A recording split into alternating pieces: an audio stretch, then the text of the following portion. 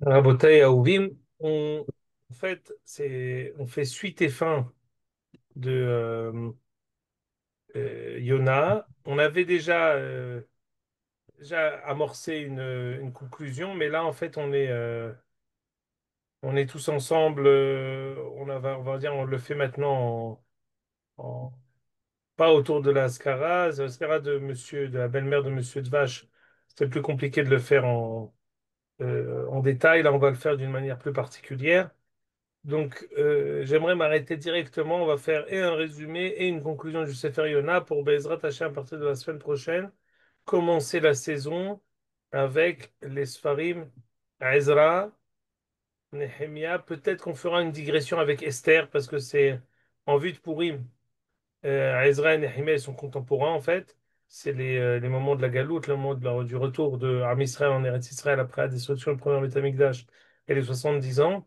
Donc, Itachen qu'on fait Ezra et qu'on fait une digression sur Esther 2 ou 3 mois avant Purim pour pouvoir être en phase avec la fête de Purim. Je crois qu'on avait étudié même Esther il y a une fois. Je me rappelle pas en tout cas. Bezrat Hashem, voilà, c'est ça le, le plan, le projet Bezrat Hashem Bnei En attendant, pour pouvoir conclure une étude qu'on avait commencée, donc on va faire aujourd'hui la conclusion de Yona. Et on a beaucoup d'éléments qu'on veut essayer de mentionner. Bon, c'est vrai que c'est plus d'avoir Be'ito Matov parce que Kippour est derrière nous. Malgré tout, ça reste un limoud pour nous très important sur beaucoup de plans. Alors, très brièvement, je fais un résumé de ce qu'on a déjà étudié et on embraye directement vers l'atterrissage pour conclure le Sefer Yonah Be'ezrat Hashem. Je résumerai en ne mentionnant que le fait que Yonah était contemporain de Eliyahu Hanavi et Elisha Hanavi. C'est-à-dire qu'il était justement, pour cela d'ailleurs qu'on a commencé ce prophète à la suite de Menachem Bet, parce que c'est exactement la période qui correspond aux périodes qu'on venait d'étudier en terminant Menachem Bet. Yona Ben Amitai, et ça c'est un point très important que je veux souligner avec vous, et je veux rajouter qu'on avait déjà mentionné, et que j'aimerais maintenant rajouter à ça plusieurs facettes. L'histoire de Yona, archi connue, Kadosh Baruch Hu demande à Yona d'aller voir la ville de Nineveh pour leur dire de faire teshuva, tandis que Yona refuse et préfère s'enfuir en contre Haaretz à Tarshish pour, d'une manière ou d'une autre, se dérober de son obligation prophétique de donner la parole de Dieu aux Goïm de la ville de Nineveh. Nineveh, ça correspond à tout ce qui est Sanheriv, tout ce qui est Ashur, c'est la capitale de Ashur. Et Yona refuse. On a eu plusieurs shiurim pour expliquer pourquoi Yona a refusé. J'aimerais maintenant rajouter et répéter, Yona a refusé pour une raison très profonde. Ça, c'est Me'od Hashuv. J'aimerais pas dire que vous aussi vous pensez ça, mais on va dire au fond de nous, d'une manière imperceptible, on a tous cette marshava, même inconsciente. Le fait qu'Akadosh Baruch Hu ait donné la Teshuvah par Olam Hazeh,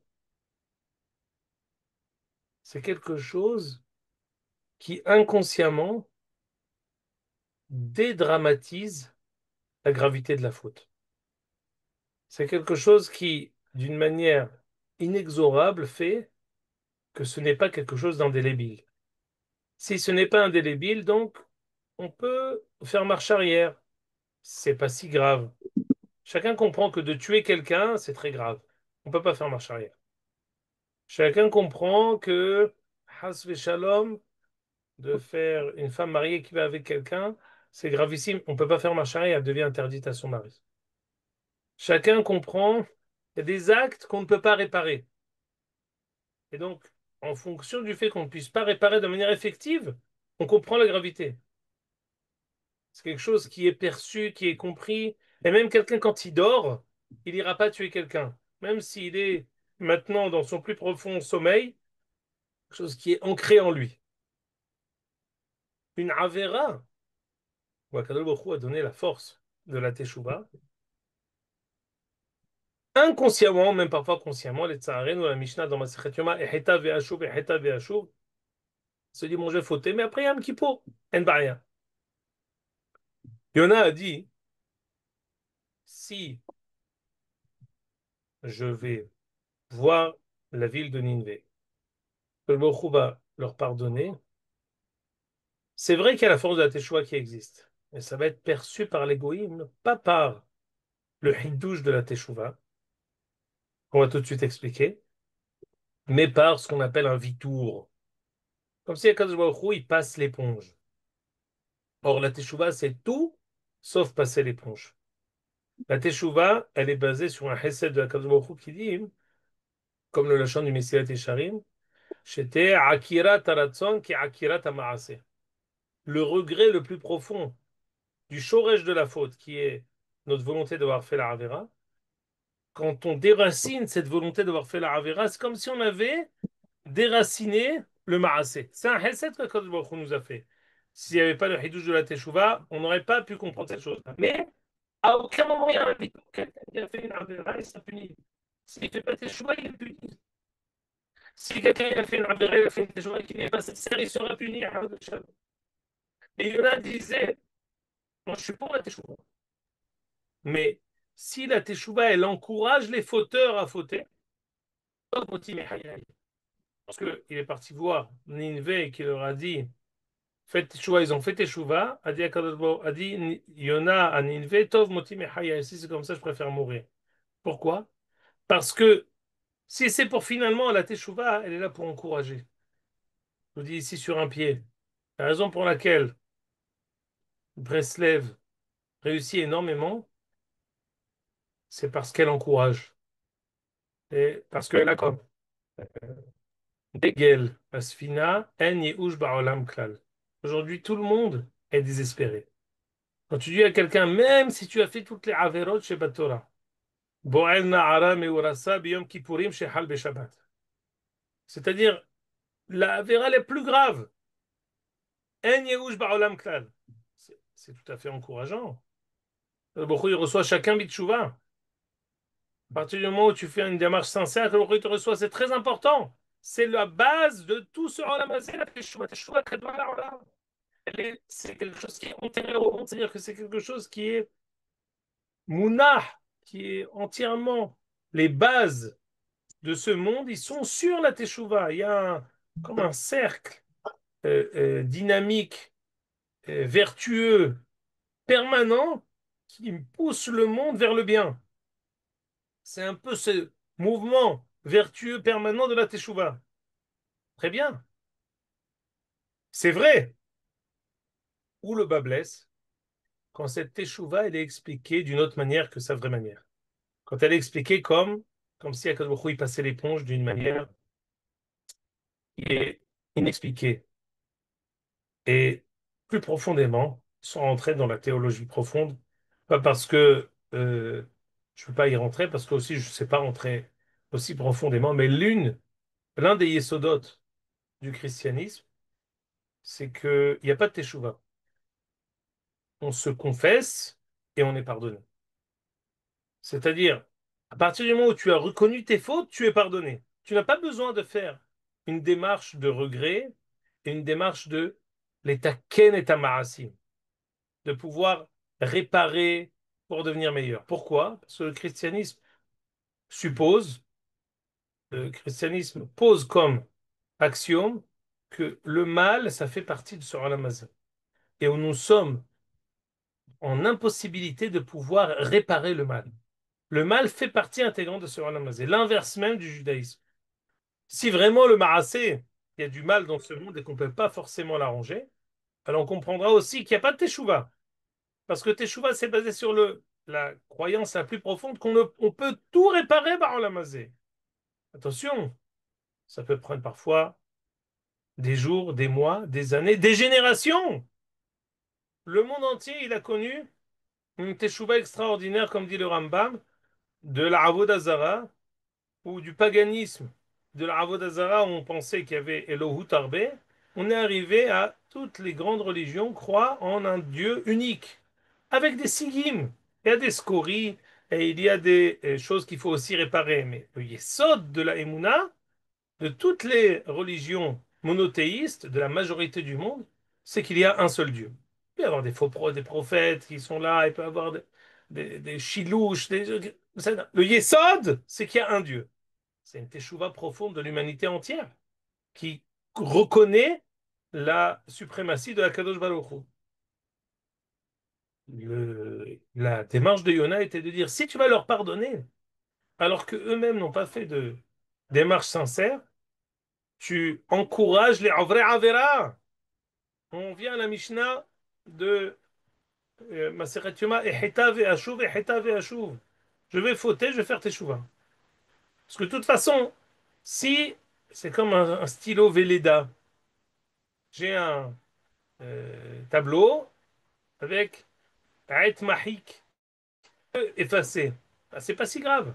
Quelqu'un qui a un stylo indélébile, il fait très attention.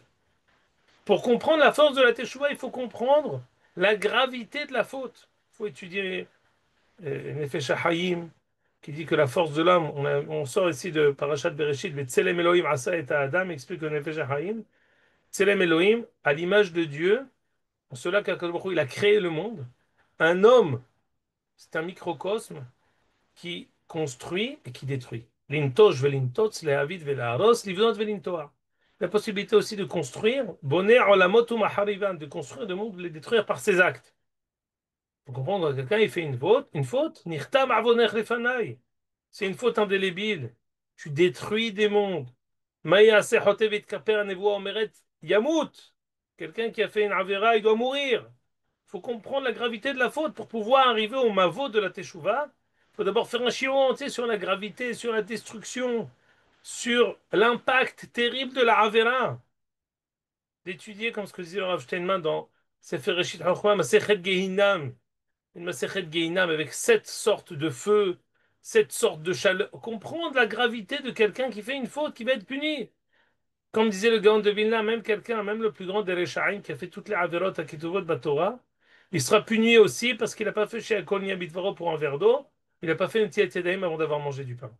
C'est pas parce qu'il a fait des grandes fautes qu'on va lui pardonner les petites fautes. Akol Yavo Beheshbon. Si on a compris ça, on peut s'approcher et essayer de comprendre le Hidouche de la Teshuvah.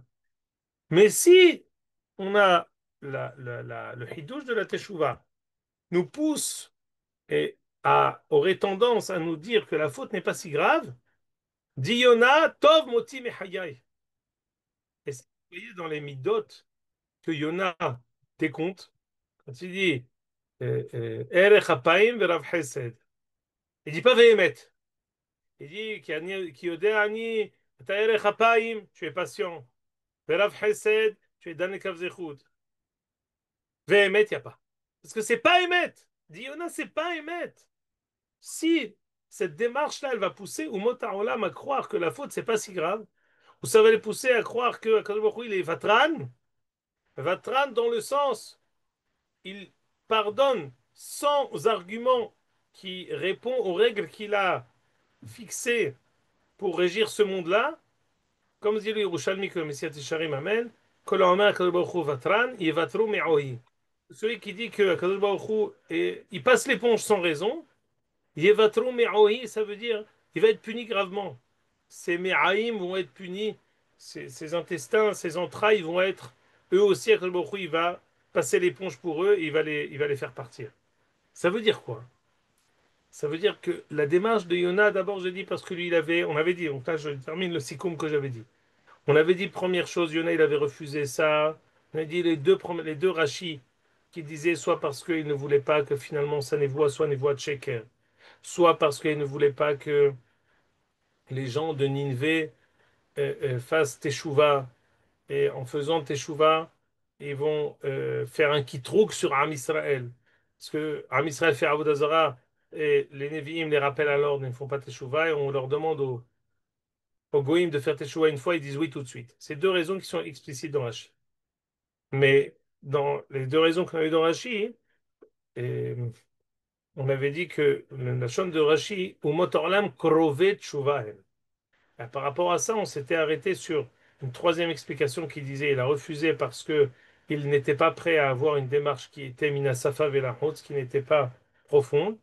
Et aujourd'hui, on a rajouté le hidouche, que c'est ici quelque chose d'extrêmement profond. Ça vient ici remettre en cause tout le christianisme et toute la vision qui dit qu'on ne peut pas être metaken le olam, que le mal est fait un partie intégrante du monde. La seule teshuva qu'on peut, le seul pardon qu'on peut percevoir, c'est d'avouer ses fautes et on est pardonné même si on ne fait pas d'introspection, même si on ne regrette pas, même si on ne décide pas d'arrêter nos erreurs, d'arrêter nos avérotes. Ça, dit Yona, d'encourager une telle démarche, c'est pas émettre. Ça, c'est sheker. C'est sheker beshem Hashem. Comme ce qu'on sait que le plus grand mensonge de l'humanité, c'est le christianisme. C'est le plus grand mensonge qui dit qu'Akadosh Baruch Hu a répudié Am Israël, comme ce qu'on le voit aujourd'hui après 2000 ans de galoute, que nous on est répudié, mais on est le centre du monde. Le Baruch Hu nous aime. Le Baruch Hu, on est choyé par Akadosh Baruch Hu. Nous sommes le peuple élu. Encore un prix Nobel de Kalkala pour nous. Alors que l'Omeru Bechem Mikol Amim, selon le pourcentage de juifs et de Médinat Israël dans le monde, c'est quelque chose qui est ridicule. Mais Akadosh Baruch Hu, mais ir la panim. Et l'histoire a démontré le mensonge, pour ne pas dire l'arnaque, de tout le christianisme, qui est de dire qu'Akadosh Baruch Hu a répudié son peuple élu. Et bien au contraire, aujourd'hui, la plus grande banqueroute de l'humanité, c'est le fait de croire que on ne peut pas se battre contre le mal. Le mal fait partie intégrante. La raison pour laquelle les Européens n'arrivent pas à comprendre le bien fondé de notre démarche de la guerre du bien contre le mal, mis à part le postmodernisme, c'est aussi basé sur l'incapacité du bien de gagner le mal. Le mal fait partie du monde. Le mal fait partie intégrante. On n'a pas de possibilité de pouvoir l'arranger. C'est la raison pour laquelle le christianisme a démissionné de la Torah des mitzvot ma'asiyot. Parce que mitzvot ma'asiyot de la Torah, c'est de dire que par l'accomplissement des mitzvot, on peut réparer, on peut élever le monde. Eux, ils ont dit non, c'est fini. Le mal fait partie intégrante du monde. Comme ce que disait le Rav Tzviuda au nom du Zohar, que le Oto Haïch, il est appelé Ba Mahteret. Quoi, Ba Mahteret, c'est quelqu'un qui vient en cachette. C'est quoi Mahteret? C'est même Het Torah. C'est de mettre en avant les 48 prophètes, même Het, avant Torah Hashem, avant Torah Moshe Rabbeinu. C'est-à-dire que, qu'est-ce qu'ils vont te dire? Les chrétiens, ils vont te dire, Loïsa, Royel Goy, Herev, Elul, Midou, Od, Milchama, il faut pas faire les guerres, il faut être gentil, et il faut être lévavi, et il faut être, il faut tendre. Eux, ils vont te dire les névouot qui sont sympathiques, œcuméniques, quelque chose qui n'engage en rien. Rien ne t'engage dans les actes. Et même la Torah, il appelle pas Torah, il appelle Torah. Torah, ça veut dire elle est juxtaposée à quelque chose d'autre. Baba Mahtaral, c'est ça le sheker. Tandis que nous, on dit non, la Torah, l'accomplissement des mitzvot, on fait que la Torah régisse nos actes jusqu'au menu détail, jusqu'aux actes les plus particuliers. C'est parce qu'on a la possibilité d'élever et de réparer le peuple, le monde entier par le biais de Ram Israël. Et Yona a dit, Adkan, Tov Moti Mechaya. S'ils vont dire un Sheker Beshem Torah, Sheker Beshem Hashem, s'ils vont dire un mensonge, si le fait que je les encourage à la Teshuvah va les amener, va encourager les Averot, je préfère démissionner. Et c'est ce qui s'est passé. Yona a refusé, même quand il l'a fait et qu'ils ont fait Teshuvah, hein, il a dit, je regrette de l'avoir fait. Bon, finalement, il l'a fait. Mais pour montrer que sa démarche était une démarche qui était profonde. Ça, c'est un élément que j'aurais voulu, sur lequel j'avais voulu revenir avec vous, qu'on a ajouté sur les trois explications. On a ajouté ici cette précision très importante que quand Yona raconte les midot d'Hachem, il dit, Rav Hesed, il dit pas VM. D'ailleurs, vous avez tous entendu à Yom Kippour après, on dit tous Miel Kamocha. Parce que Yona, lui, il a dit juste par rapport au Goïm, il dit qu'est-ce qui manquait? כי אתה ערך אפיים והחסד ומרבה להיטיב וניחם על הרעה. Mais où sont les Yud Gimel Midot? C'est pour ça, quand on termine Yona, tout le monde dit Mi el kamocha nous avon ve'over al pesha ish elit nachlato lo achezik la'adapo, qui sont mechouvanot comme contre les 13 attributs d'Akadosh Baruch Hu de miséricorde. Parce que dans Yona, c'est incomplet. Et lui, la raison pour laquelle il ne les a pas dit, parce que justement, il était dans de cet ambroglio, dans ce dilemme terrible. Comment réussir à concilier les Yud Gimel Midot Shel Rachamim avec le Olam Hazeh, en tout cas aux yeux des Goïms. Mais pour Am Israël, il n'y a pas de problème.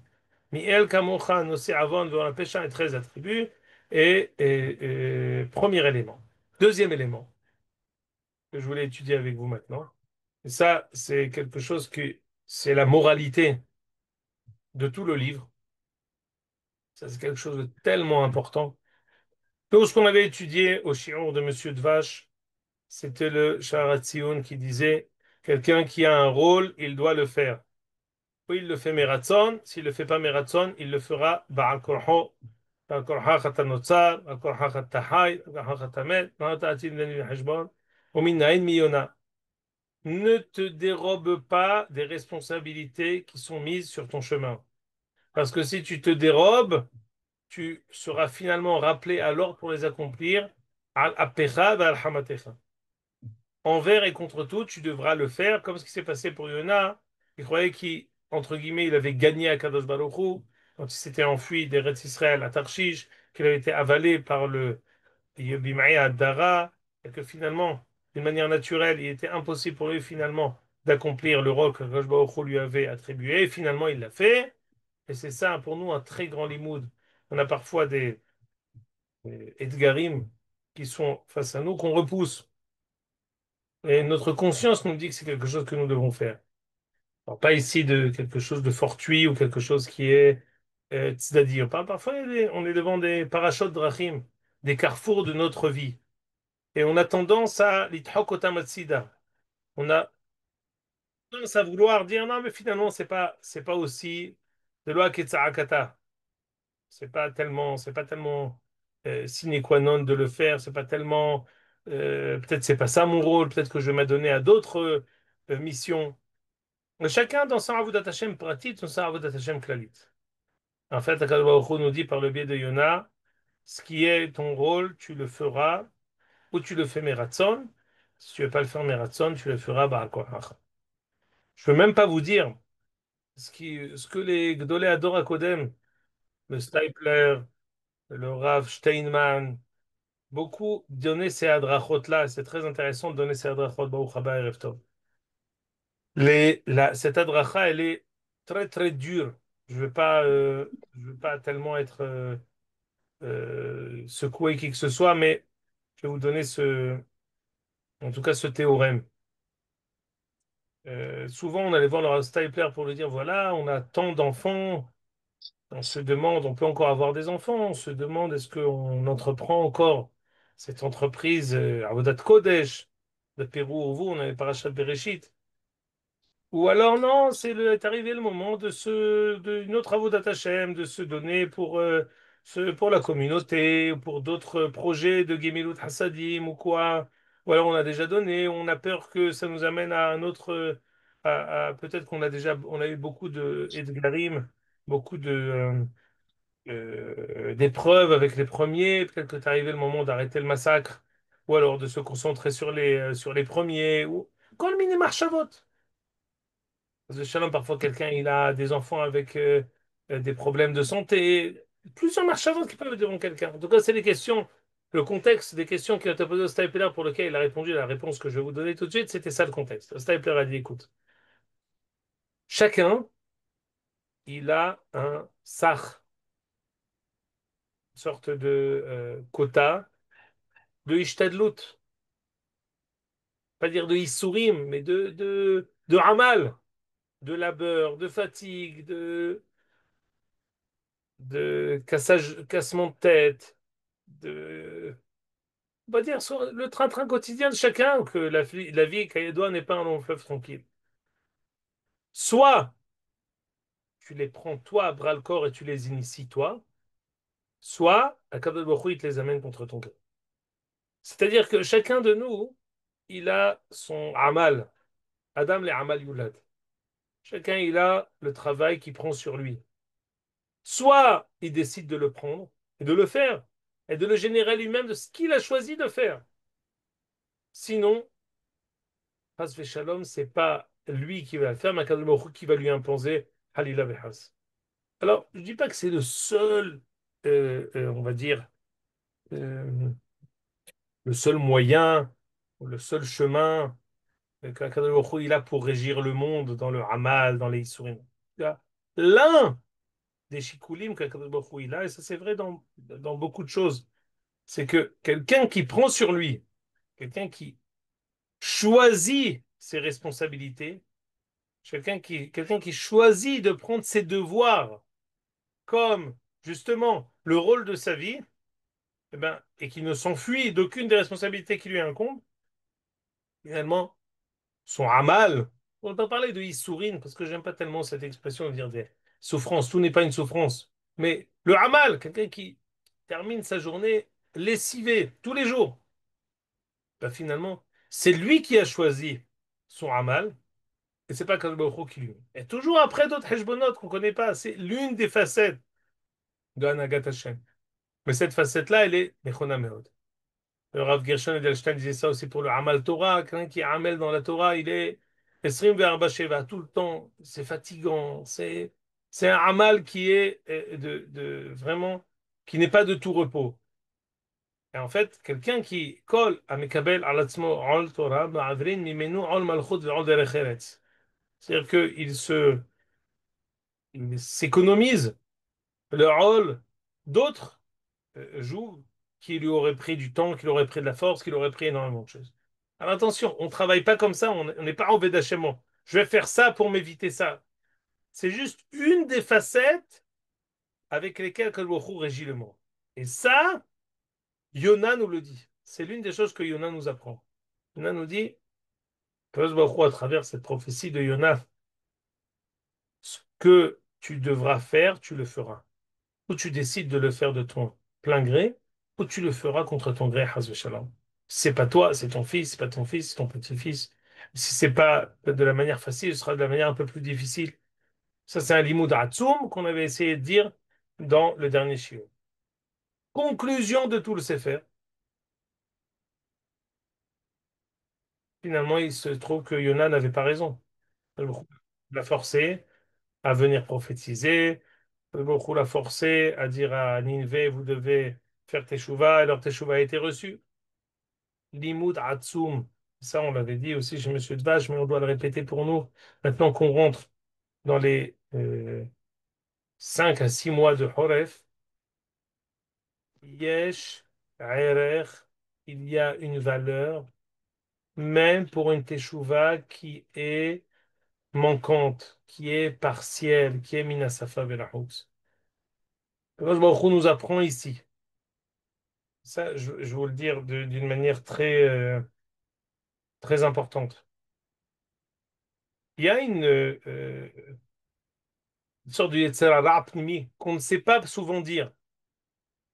J'ai fait cette dracha-là il y a quelques semaines, dans le mois de Elul, il y avait une bar mitzvah, il y avait des touristes à cette bar mitzvah. Des gens qui sont venus bar mitzvah avec, qui étaient pas des gens des Bnei Israël qui ne fréquentent pas la synagogue tous les Shabbats. Je dis que souvent, hein, quand tu demandes à quelqu'un, mets les téfilines, il te dit non, s'il les met pas tous les jours. Pourquoi? Pas parce qu'il veut pas, parce qu'il ne veut pas se mentir à lui-même qui vient.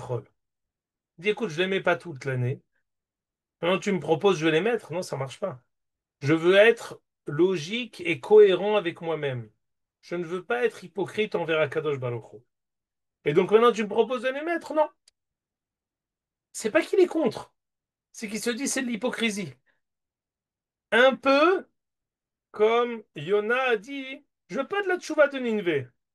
Ils sont pas Néhémanim. Quand est-ce qu'on va voir que quelques années après, toute la ville de Ninvé est détruite à jamais? Akadosh Baruch Hu a dit, même ça, je le reçois. Elle a une différence terrible entre les goïms et Yaram Israël. Shalema Davar Domé. Un mari et une femme, ils se sont disputés. Et chacun a pu avoir un cercle vicieux. On rentre dans les ktanotes, on devient on en vient parfois à être méchant l'un envers l'autre. Alors les deux se tournent vers un métapel ou vers un rave ou quelqu'un qui est censé les aider, une tierce personne. Elle se tourne vers le mari et lui dit, écoute, où l'a été, Nehmad? Se fait dire le mari, non, c'est pas logique avec moi-même, je suis méchant depuis 1 an, donc il faut que je sois Neheman dans la méchanceté, je continue à être méchant. Voilà, c'est shtut. Quand les Chad Mevin chez les shtut, mais Eretz Hashtuyot, c'est une énormité. Pourquoi? Parce que quelqu'un, foncièrement, il est bon. Il est arrivé, pour des raisons, pour une autre, à être petit, à des bassesses. Et maintenant, on l'encourage à redevenir qui il est vraiment. Chacun comprend hein, que c'est une bêtise de dire non, mais je vais être Néhéman à ce que j'étais pendant 3 ans où j'étais méchant. C'est tout. C'est la même chose pour un Israël. Un Ben Israël, tu dis, fais Shabbat. Viens compléter Minyan. On est 9, on a besoin d'un dixième. Mets les téphilines. Viens, mais tu sais, je mets jamais. Je mets jamais. Tu es foncièrement tzaddik. Les Amer Kulam tzaddikim. Ta profonde nature, c'est de faire la Torah et les mitzvot. Pour les Nessibot ont fait que tu n'as pas eu l'occasion de les accomplir. Maintenant, on ne rentre pas dans ce cercle vicieux qui est de dire non, mais comme j'ai fait du mal, je dois continuer à être Néhéman au mal que j'ai fait. Et c'est tout. Non! D'être Néhéman à toi-même, d'être fidèle à toi-même, c'est d'être fidèle à ce que Akadosh Baruch Hu attend de toi, à qui tu es vraiment. Et si pendant X moments, tu as dérogé à ton fort intérieur, est arrivé le moment maintenant de faire. Bon, c'est-à-dire, je t'ai pas dit de faire toutes tes chouvas, mais viens! Quand tu viens une fois, tu déroges pas, c'est pas de l'hypocrisie, tu déroges pas à qui tu es vraiment. C'est une fenêtre que tu ouvres dans une obscurité totale qui était pendant X temps. Quand il y a une obscurité, tu dis, oh, je vais t'ouvrir la porte pour te lumière. Non, non, non, non, non, pas du tout. Ça fait 5 ans que je suis dans l'obscurité. Surtout, ne m'allume pas la lumière. Mais c'est tout. Non!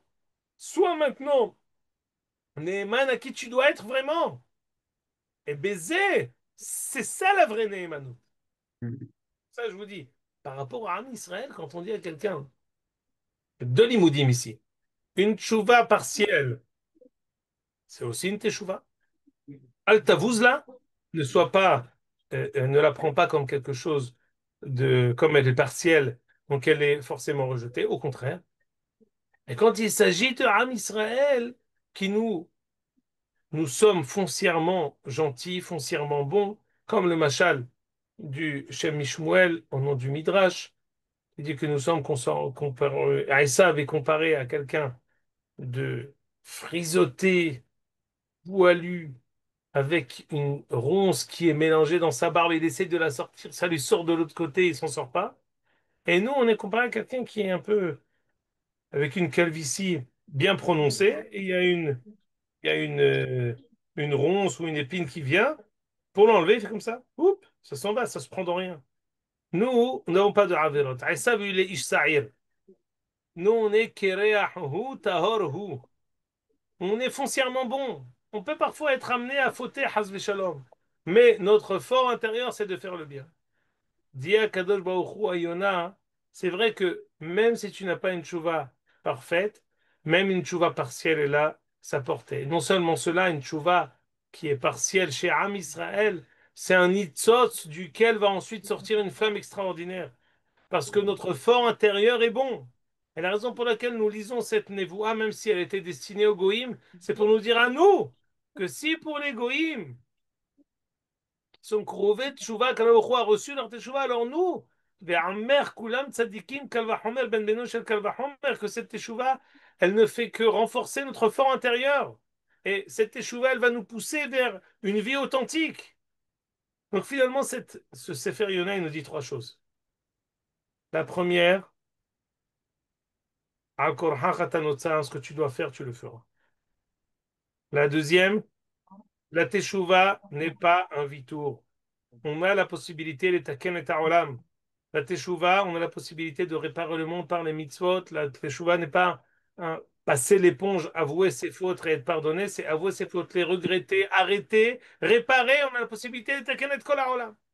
Troisièmement, même si tu n'arrives pas à 100%, commence par 10%, même pas 1%. Parce que ça aussi, ça a une portée. Et si c'est toi, tu es Am Israël, ce 1% là, ce n'est que la partie émergente de l'iceberg de qui tu es vraiment. Et sois Ne'eman à cette teshuva et tachri'a et kol ha'olam, et kaf zechut.